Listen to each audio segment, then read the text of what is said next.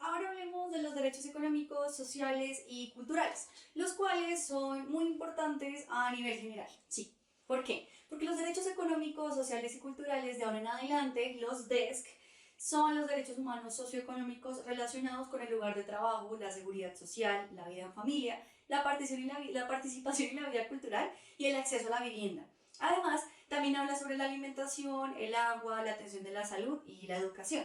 Estos, que se diferencian de los derechos civiles y políticos, los derechos económicos, sociales y culturales, se incluyen en la Declaración Universal de los Derechos Humanos de 1948, ¿bien? Y esta se desarrolla a través de su protección en el Pacto Internacional de Derechos Económicos, Sociales y Culturales, que se decreta en 1966. Ejemplos de estos derechos incluyen el derecho a la alimentación, el derecho a la vivienda y el derecho a la salud, que probablemente han visto que se han levantado y promulgado en muchos de los partidos o luchas políticas en el país. Bien, el protocolo facultativo del Pacto Internacional de Derechos Económicos, Sociales y Culturales permite la reclamación por incumplimiento de cualquiera de estos derechos ante el Comité del DESC. Bien, con sede en Ginebra, ya que la Declaración Americana de los Derechos y Deberes del Hombre incluyen el reconocimiento explícito de varios de estos derechos, como por ejemplo la protección a la familia, a la maternidad, a la infancia, a la salud, a la educación, a la cultura, al trabajo, al descanso y al aprovechamiento del tiempo libre que llamamos ocio, ¿bien?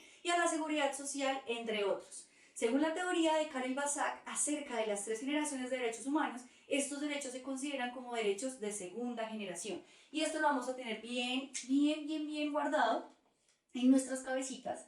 Derechos de segunda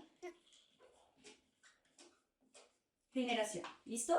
Importante esto, ¿por qué? Porque la teoría de los derechos negativos y positivos considera que los derechos, que en este caso son los derechos económicos, sociales y culturales, son derechos positivos en la vida del ser humano. ¿Bien? La Declaración Universal de Derechos Humanos, en este caso, reconoce que los DESC son como los derechos naturales y legales, definiendo los derechos humanos como inalienables. ¿Listo? Son súper importantes porque en este caso hacen parte de que el hecho es simplemente que sean ustedes seres humanos, seamos seres humanos, por naturaleza ya tenemos que tenerlos, ¿bien? Al mismo tiempo que la misión de la protección legal.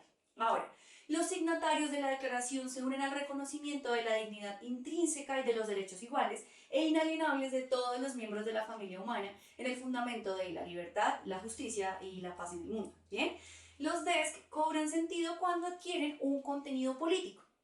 Es por eso que quise traerles acá el por qué son importantes los DESC. Bien, la articulación de los DESC en el derecho internacional se produjo tras años de demandas de estos derechos básicos en todo el mundo y refleja la preocupación por la vida de todas las personas, en particular las más vulnerables, tal como aparece expresado en numerosas tradiciones filosóficas, religiosas y demás.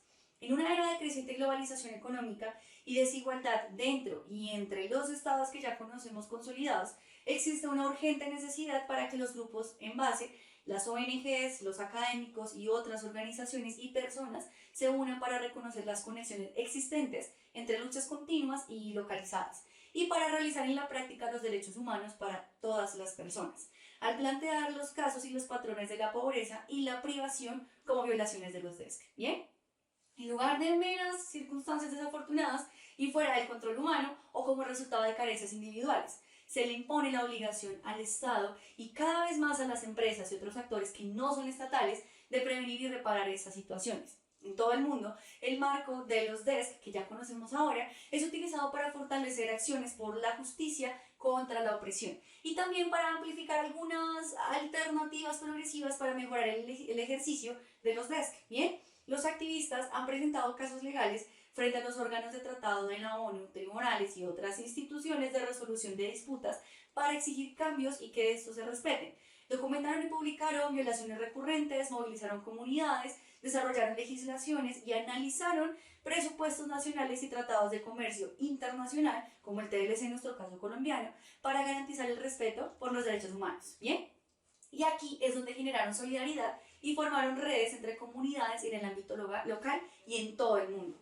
Es por eso que los DECs unen a hombres y mujeres, migrantes, indígenas, jóvenes, ancianos, personas de todas las razas, religiones y colores, orientaciones políticas, orígenes económicos y sociales en una realización común de la libertad y la dignidad humana universal. ¿Bien?